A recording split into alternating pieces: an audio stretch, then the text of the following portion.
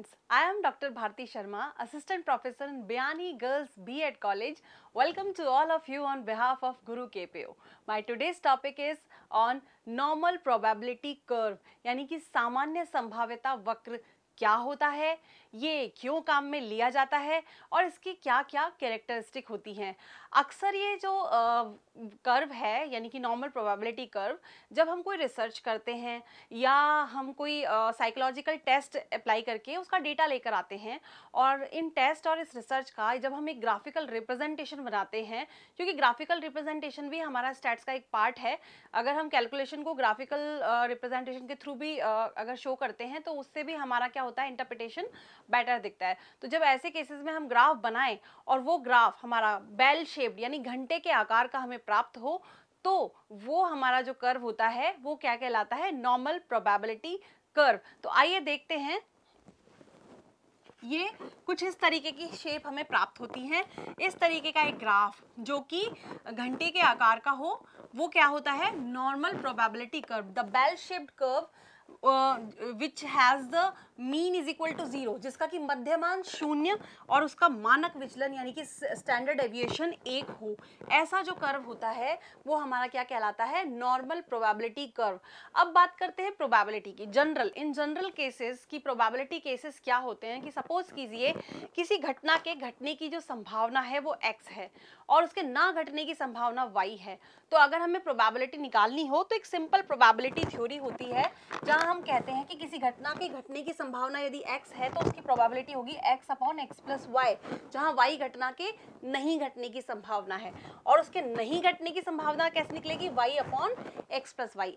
अब हम इसे एक एग्जाम्पल से समझते हैं कि सपोज कीजिए एक लॉटरी में हमारे पास 10 टिकट्स ऐसे हैं जिन पर कि प्राइज निकल सकता है और 50 टिकट्स ऐसे हैं जो कि बिल्कुल ब्लैंक हैं। तो यानी कि 10 बार हम उस घटना के होने की यानी कि प्राइज निकलने की संभावना मानते हैं और 50 बार ऐसी संभावना होगी कि वो प्राइज हमें ना मिले। तो उसकी प्रोबेबिलिटी कैसे निकलेगी, देखिए प्राइज निकलने की प्रोबेबिलिटी यानी x इज इक्वल टू 10 है हमारे पास, y इज इक्वल टू 50 है, तो घटना के घटने यानी कि प्राइज निकलने की संभावना होगी 10 अपॉन 10 प्लस 50 यानी कि 1/6।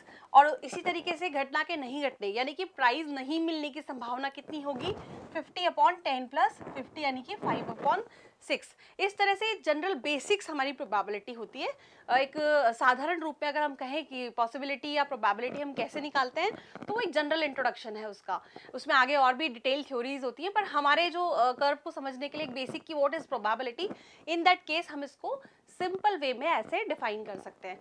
आइए अब हम जाने कि आखिर जो ये बेल शेप्ड और हमारा जो कर्व है नॉर्मल प्रोबेबिलिटी कर्व, इसकी कैरेक्टरिस्टिक्स क्या हैं। तो सबसे पहला कैरेक्टरिस्टिक्स, क्योंकि इसका जो मध्य बिंदु है वो 0 है, यहाँ पर इसका मध्यमान 0 होता है। एक ऐसा बेल शेप्ड कर्व जिसका कि मध्यमान 0 हो एवं उसका जो होता है स्टैंडर्ड डेविएशन वो 1 हो, वह कर्व क्या कहलाता है, सामान्य संभाव्यता कर्व कहलाता है। तो दोनों इसकी स्पेशलिटी हो गई और साथ ही साथ इसके शीर्ष बिंदु पर इसका मध्यमान, मध्यांक एवं बहुलांक, मीन, मीडियन एंड मोड तीनों इक्वल हो जाते हैं और तीनों की वैल्यू होती है 0। तो ऐसा कर्व क्या कहलाता है, नॉर्मल प्रोबेबिलिटी कर्व।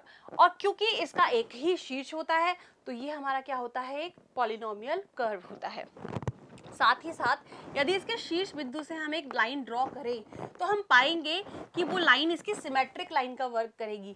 सममित रेखा यानी कि किसी भी जो हमारा डायग्राम होता है उसको दो बराबर भागों में यानी कि उसकी मिरर इमेज क्रिएट कर दे।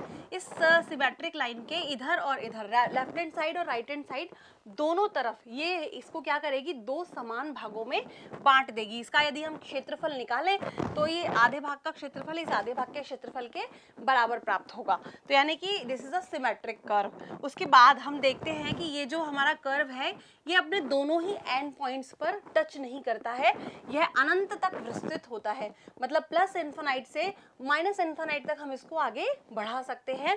और ऐसा जो कर्व होता है गणितीय भाषा में हम उन्हें एसिम्प्टोट्स कहते हैं। एक ऐसे पॉलिनोमियल कर्व जिनके एंड पॉइंट्स को इन्फिनाइट टेंड्स टू इन्फिनाइट, वो कर्व क्या कहलाते हैं, एसिम्प्टोट्स। तो हम इन्हें एसिम्प्टोटिक कर्व भी कहते हैं।